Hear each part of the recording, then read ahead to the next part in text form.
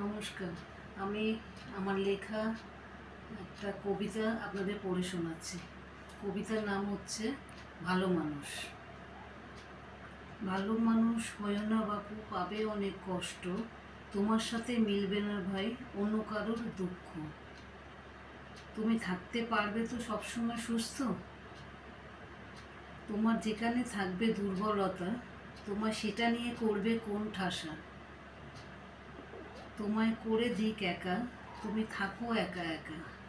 শুধু রাখো ভগবানের উপর বিশ্বাস, তিনি মেটাবেন তোমার আশ্বাস।